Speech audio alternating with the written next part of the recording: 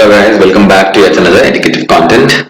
So, majority of your requests, we have come up with a new topic, yoga and spirituality.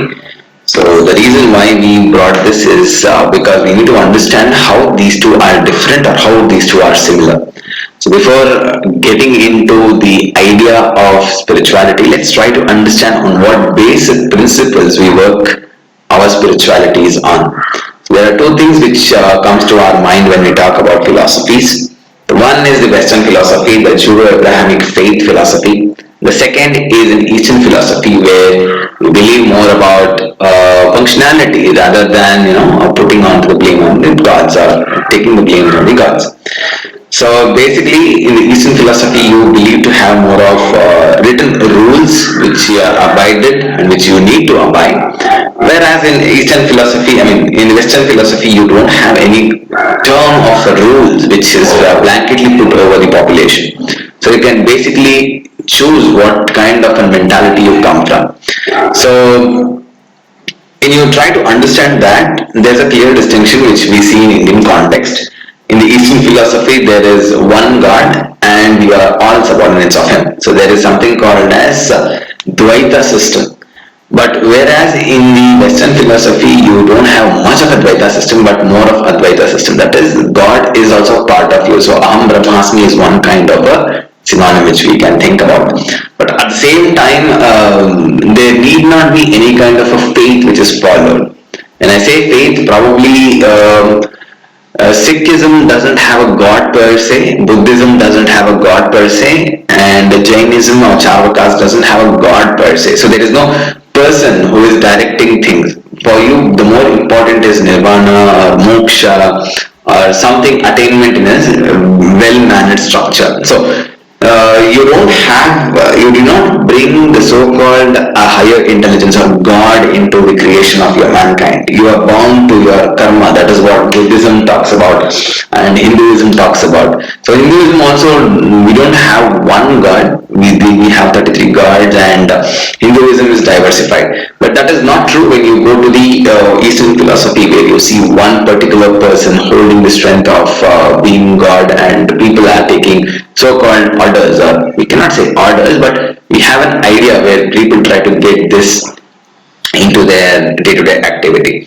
So why this becomes a very important part is when you have some philosophies which is corely built into your system, you generally try to make that into a reality. So that is the reason why there is a faith-based system in the East and there is a righteousness-based system in the West. So what exactly is a spirituality when it comes to Indian context? The reason why I'm taking Indian context is yoga comes from an Indian background and we need to understand what exactly is the mentality behind the practices of yoga.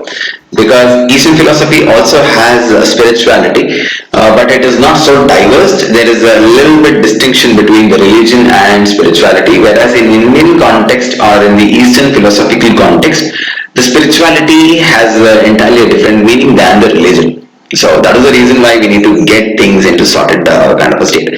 So, well, in Eastern philosophy, you don't have any kind of a specific practice for spiritual upliftment. You can do bhajans, you can do kirtans, you can do karma yoga, you can be jnana yoga, you can talk about spirituality, you can practice spirituality in many different forms in Indian context. So basically we are trying to get this philosophy into our mind, our spirituality into our mind, because to meet our body, mind and emotional goals, that is, we have to have physical strength, we have to have mental agility, we have to have emotional balance. So when you try to get these three things in a level where it is not interfered by external factors, now that's what we call as maturity in the state of spiritual well-being. So the basic question which comes to our mind when we talk about spirituality in Indian context or in the Eastern philosophies is it really the belief or is it what we are trying to achieve? So people meditated not on God, people meditated on their thoughts. So let me give you an example. Like apart from Shankaracharya, there was Charak, who is also part of Ayurvedic forum, who tried to understand rhinoplasty, that is the nasal surgery. Second, there is Kannada, who talks about mathematical, who is a mathematical genius. There is also Ramanujan in the nearest context which I can think of, who basically thought about mathematics in a flow of thoughts which it came to him. So like that, they were always trying to seek. So our idea behind concentration or meditation was not to achieve just one part of inclination towards God, but also to understand how things work through the nature. So our goal is basically more towards realizing how things happen rather than believing in something is happening. So we were more open to understand the functionality of this body. We were more open to understand the functionality of the universe around us. We were more okay to understand how space works or what is the time and space concepts. So that is the reason why if you turn on to Rig Veda, you have something which talks about the speed of light. If you turn on to many of the other, there are a lot of things where you can come across where the current scenario of understanding is there. One such example is the Dashavatara of Vishnu, which is very similar to Charles Darwin's theory of evolution. The Trigunas are the Trimurtis of our understanding of Hinduistic faith, that is Brahma, Vishnu, Maheshwar, can be somehow pushed on and can also be blankly say on the basis of how universe created according to the quantum mechanics. So one way we have our religion which talks about the importance of gods, and other side we have science. So this is a very good balance which you could strike. And the reason why, many of the times we have kind of these stories which comes, like for example Trimurti, Brahma, Vishnu, Maheshwar. So Brahma is the creator, Vishnu is the maintainer, and Shiva is the destroyer. The same holds in quantum mechanics where it talks about Brahma as similar to something you need energy to create, or knowledge to create. So you have a hydrogen, you have an oxygen. How do you mix it to form water is basically knowledge. So that knowledge is the reason why Brahma's wife is known as the Devi of knowledge, Saraswati. Similarly, to maintain anything, obviously for your maintenance you need money, but not just money. So Vishnu is always an accompany with Lakshmi. Lakshmi is not just one Lakshmi of gold or one Lakshmi of money. Lakshmi is also having 8 different forms, so we call it her as Ashtalakshmi. So similarly for Shiva, that is the destroying capacity, you need X number of energy to destroy and displace things. So that is the reason why Shiva's wife is known as destroyer or Parvati or Shakti. So this is the reason why you can see that there is a difference between how Eastern philosophical science had a lot of things to do with the gods. So they were people who we considered something unique in themselves. So that is the reason why I feel that we already had this idea of majority of the things which we are coming today. But the thing is acceptance, one. Second is how we could able to twist the way in a poetic form or in a story form. The reason is the more you tell anybody in the form of a story, it stays. So we might have forgotten the traditions of the story, that is the quantum mechanics, but definitely we understood the Trimurtis and we never disputed that, because during the course of time probably the moral was lost, but definitely the story has come from age-old practices. So that is the reason why we need to understand in the similar context what is yoga. So when we say yoga, as I'm talking about it, it's again a group of practices which enhances your physical, which enhances your spiritual, and it brings down a discipline in your system.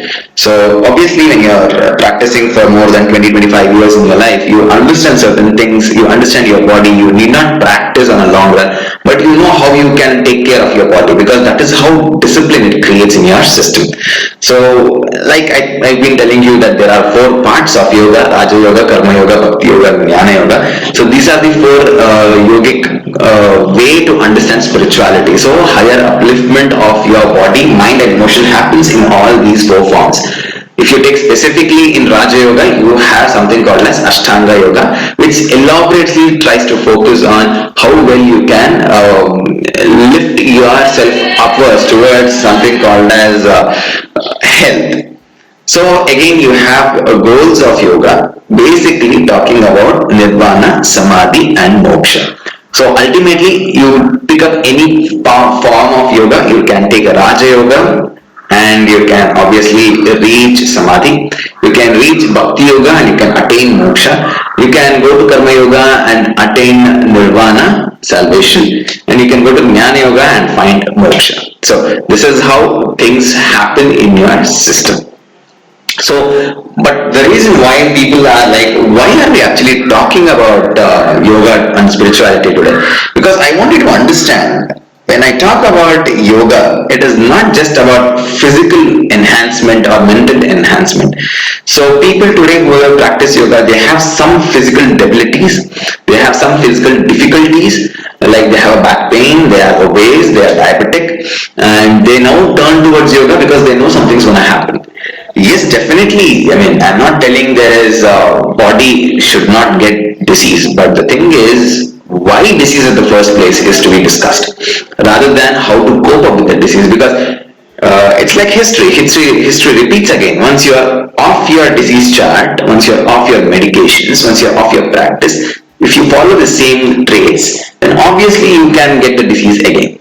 So like in my last episode where I talked about the genetics, you know that your parents are having problems. So if you could just change the environmental factors and you become quick in understanding that, then probably the genetics will also not cause much implications to you. But the problem is we don't understand that. So that is the reason why we need to do yoga, because yoga, either it creates an internal chemistry where things changes accordingly, but at the same time, these internal chemistries on a long run will make sure that you don't fall ill physically, fall prey for your mental and emotional levels. So obviously yoga is more greater well-being than what we call as health well-being. So it is not just on the health. So the WHO concept or definition of health is physical well-being, mental well-being, social well-being, and psychological well-being. So if you want to be entirely well-being of your systematically talking about human per se, then obviously you have to practice yoga. So when you practice yoga on a regular time, let me tell you, for more than at least 20-21 years, if you are practicing yoga, even if you can start right now, you know that it's not difficult to start right now. So you get more clarity in your decision making skills. You get more focused reasoning in your decision making skill. You become more open to accepting things around you. You become more compassionate, and that is what is required for self-actualization. What do you mean by self-actualization is not just samadhi. You know your limitations well, you work on your limitations. You know your strengths well and you push them onto a major thing than knowing what exactly is your strengths and your weaknesses. The problem is people don't know what exactly are they doing in their life, you know. Many people quote that telling life is short, live well. But why it is short, we never know about it. What has been happening throughout the years to come? Nobody questioned about it. So that is the reason why I would not tell that life is definitely not short or life is definitely not long. It's how you conduct yourself that enhances you. So if smoking, drinking, or any of the habits which you feel is good because it's life in the short term and it's really helping you out, and probably you are missing on a lot of stuffs which will happen if you don't drink or smoke. So this is one kind of an example. So obviously, when you try to inculcate good things in your system, you don't clutter your system or you don't clutter your minds with negative thoughts and negative feelings.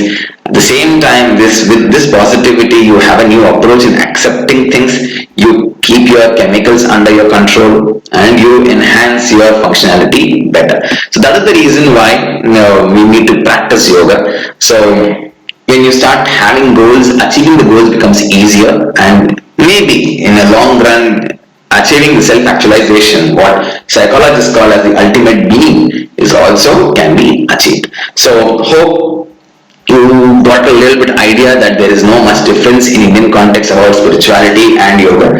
So that is the reason why yoga is considered as spiritual practices, and people around the world come to yoga to understand what it is, how spiritual it is, and there is no much distinction. There is a very thin line between something called as religion in India and something called as spiritual practices in India. There is no much differences. But the problem is we need to understand where we are putting religion and where we are putting spirituality. I'm not telling that being religious is bad, but blindly following any faith is bad. So I'm not saying this is right or this is wrong. but you need to understand how well you can get out of all the things which is available around you. So probably if you think in this way, enhancing your physical, mental and social well-being is more important than sticking to your own imaginations and probably your dogmas. So like this, we'll be coming up with much more educative content. Keep yourself hooking for every Sunday or Saturday evening for such videos. Share with the people who think that yoga is much different than its practice and why it is more important for you, more than your health, more than your disease structure. So comment if you have anything on this video. If you really like the video, share, and a majority of you who are looking at this video is not subscribed. So make sure you subscribe and be aware of the videos which comes up. So if you want to know anything which is in personal and you don't want to comment down, you can always write down to me at dradityahandya@gmail.com. So see you in the next video with something more interesting about your body, about your mind, and how we can uplift your entire prospect of living. Thank you.